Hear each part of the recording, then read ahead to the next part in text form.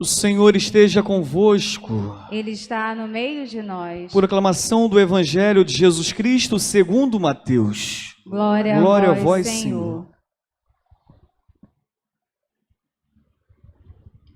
Naquele tempo, Jesus disse a seus discípulos: se o teu irmão pecar contra ti, vai corrigi-lo, mas em particular a sós contigo. Se ele te ouvir, tu ganhastes o teu irmão. Se ele não te ouvir, toma contigo mais uma ou duas pessoas, para que toda a questão seja decidida sob a palavra de duas ou três testemunhas. Se ele não vos der ouvido, dize-o à igreja. Se nem mesmo a igreja ele ouvir, seja tratado como se fosse um pagão ou um pecador público. Em verdade vos digo, tudo o que ligardes na terra será ligado no céu, e tudo o que desligardes na terra será desligado no céu. De novo eu vos digo, se dois de vós estiverem de acordo na terra sobre qualquer coisa que quiserem pedir, isto vos será concedido por meu Pai que está nos céus. Pois onde dois ou três estiverem reunidos em meu nome, eu estou ali, no meio deles. Palavra da salvação. Glória a vós, Senhor. Podemos sentar, meus irmãos? Estamos celebrando hoje, 23º domingo do tempo comum, mês da Bíblia, aqui no Brasil. E o Salmo responsorial, o salmista, nos faz um convite, muito bem cantado, por sinal, pelo nosso irmão Ricardo. Não fecheis os corações, ouve hoje a voz de Deus. É um convite para mim, para você que está em casa também. Deus nos convida para que a gente não feche o coração hoje, nem sei da tua vida, não sei as coisas que lhe aconteceram, não sei se está chateado, se não está, se inclusive alguns estão obrigados a assistir nessa missa ou participando, mas uma coisa certa, há um pedido de Deus para você: não feche o coração, porque Deus quer falar contigo. O evangelho que acabamos de ouvir quer gerar entre nós novos relacionamentos, mas sobretudo reconciliação. Como está a sua convivência com as pessoas? Com seus pais, com o seu marido, com a sua esposa, com os seus filhos? Como está? Como está a sua relação com seus amigos, com os seus irmãos? Vocês se dão bem? Estão todos se falando tranquilamente? Como está a sua relação com os seus vizinhos, com seus amigos de trabalho, mas também com seus irmãos de igreja? Como está a sua relação? Nós ouvimos no evangelho agora há pouco, né? Jesus disse a seus discípulos: se alguém pecar contra ti, vai se reconciliar com ele, a sós, converse com ele. Se ele te der ouvido, você ganhou esse irmão, ou você ganhou esse marido, ganhou esse filho. Porventura, se ele não te ouvir, chama contigo duas testemunhas, para que possam convencê-lo, para que ele mude de vida. Ora, se mesmo assim ele não quiser mudar, Jesus é insistente e diz: agora chama a igreja, chama o padre para ir lá também, chama os irmãos da comunidade para que possam interceder. E se mesmo assim ele não quiser dar ouvido, diz o autor sagrado que ele seja tratado como pagão ou como um pecador público. É isso que nos diz o texto. Ora, a proposta que Jesus hoje faz para todos nós é que a gente deve fazer tudo para não perder as pessoas que não nos valorizaram, que nos ofenderam, que nos machucaram.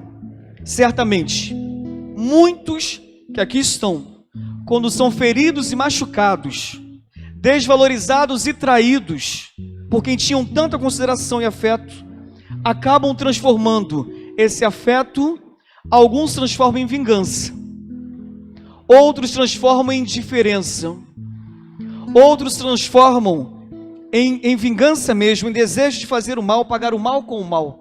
Por exemplo, quem aqui nunca ouviu frases como: ele vai pagar por aquilo que ele fez? Ou o contrário também, ela vai pagar por aquilo que ela fez. Ou então, aqui se faz... vocês conhecem, né? Ou então, ele ainda ou ela ainda vai voltar pedindo desculpas. Ou também, a vingança é um prato que se come frio. eu não merecia isso. Ela ou ele que me aguarde. Fala-se muito hoje sobre a cultura de cancelamento, que é ignorar totalmente uma pessoa pela internet por causa de um erro grave que ela tenha cometido. Mas não poucas vezes eu vi acontecer dentro da comunidade cristã, mas também fora dela, pessoas que eram excluídas, segregadas, difamadas, caluniadas por pessoas que se achavam puritanos cristãos. Achavam que tinham direito de fazer isso, de julgar e excluir os outros. E aí eu tive a alegria de ouvir na semana passada uma frase do Santo Padre, o Papa Francisco, e ele dizia, abre aspas, Deus não precisa ser defendido por ninguém. Repita comigo. Deus não precisa ser defendido por ninguém e não quer que seu nome seja usado para aterrorizar pessoas. Ponto, fecha aspas. Ainda que o resultado não cancele ninguém da sua vida por causa de um erro. Na balança, a pessoa tem mais pontos positivos ou negativos. Se porventura ainda assim for negativo, nós, segundo o próprio Senhor, não podemos de modo algum cancelar as pessoas da nossa vida. Segundo o Papa Francisco, não se pode fazer uma cirurgia sem anestesia. Caso contrário, a pessoa é capaz de morrer de dor. Chamar a sós a pessoa para conversar, nunca expor, nem a diminuir, nunca humilhar, não desprezar, não jogar mais culpa sobre ela, mas retirar os obstáculos entre vocês, do caminho de vocês, é sem dúvida um grande desafio.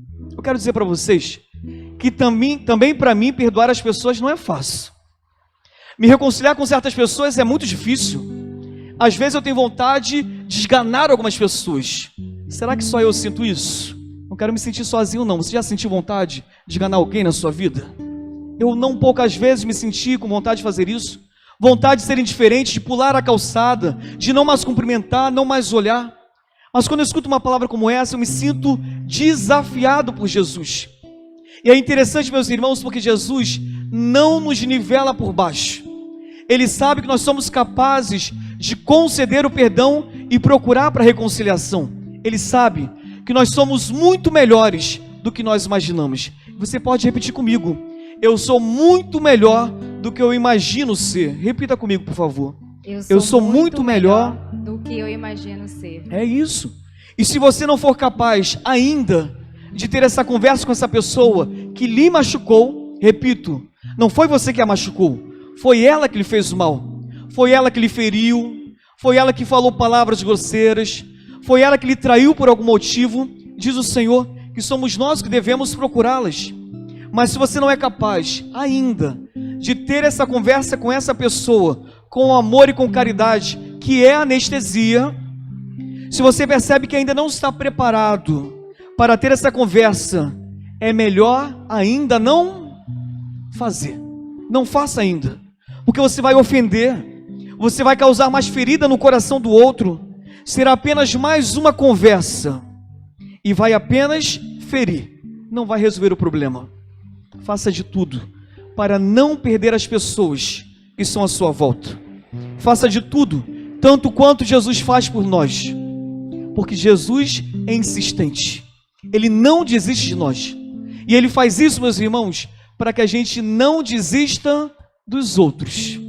Por isso eu te digo, não desista da sua família, não desista do seu casamento, por exemplo, não desista dos seus filhos, mesmo que deem trabalho, não desista dos seus pais, não desista de amigos, vizinhos, parentes, não desista inclusive de pessoas que de algum modo lhe prejudicaram, porque segundo Jesus, Ele vai dizer o seguinte: eu porém vos digo, amai vossos inimigos, fazei bem aos que vos odeiam, orai pelos que vos maltratam e perseguem.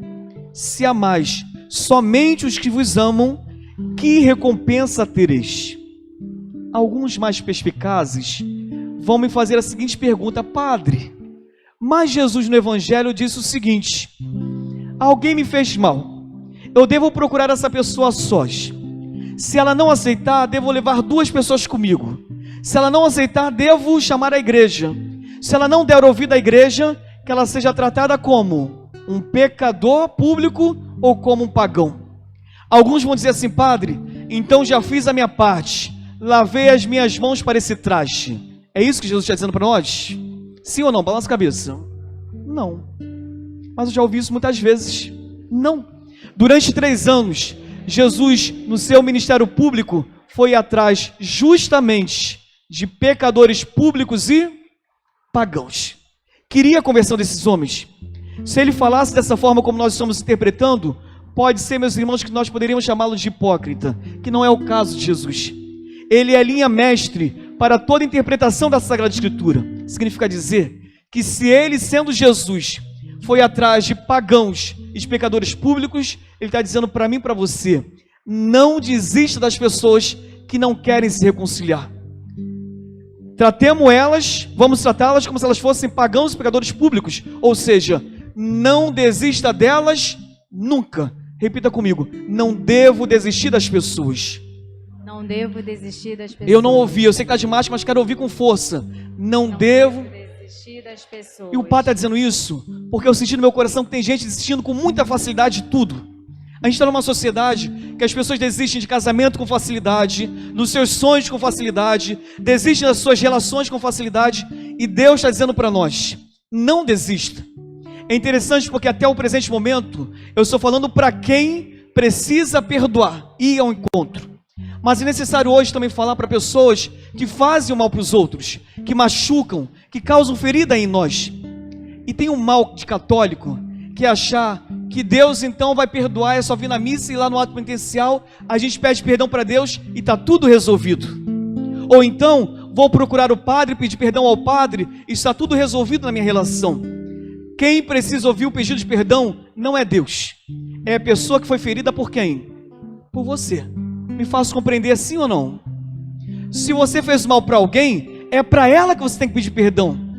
É bem verdade. Você pode na igreja pedir também perdão a Deus, ao sacerdote, que em nome de Deus vai te conceder o perdão, mas sobretudo, nessa tarde, quem precisa ouvir da sua boca a palavra: me desculpa, não vou repetir, não quero voltar a fazer isso novamente, é a pessoa que foi ferida, talvez até por você.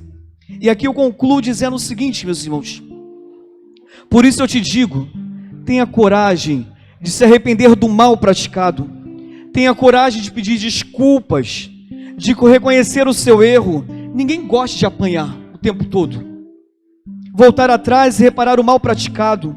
Tenha gosto em se esforçar para não voltar a cometer. Que Deus, nessa tarde, nos ajude para que a gente tenha relacionamentos saudáveis. Uma palavra como essa é só para gente madura. Gente infantil deve estar pensando: é impossível, não vou voltar atrás, não consigo, não quero saber, quem fez o mal é o outro. Nós somos seguidores de Jesus. Jesus deseja que nós tenhamos relacionamentos saudáveis. Chega de relacionamentos tóxicos na nossa vida. Chega. É hora de a gente dar um basta nisso. E sobretudo, pedir a graça de Deus que tenha a primazia, que Ele nos dê força e coragem de procurar quem nos machucou e tentar uma reconciliação com essa pessoa. É um desafio? Sem dúvida. Mas só a gente madura consegue entender uma palavra como essa. Que Deus te abençoe e que a gente se torne de verdade seguidores de Jesus Cristo. Se reconcilie. Se alguém na sua vida que você tem dificuldade de fala, de conversa, de olhar para a pessoa, pula da calçada, inclusive quando vê, procure para se reconciliar, porque isso é chamado de Deus para todos nós. Que Deus te abençoe. Amém. Vamos ficar de pé?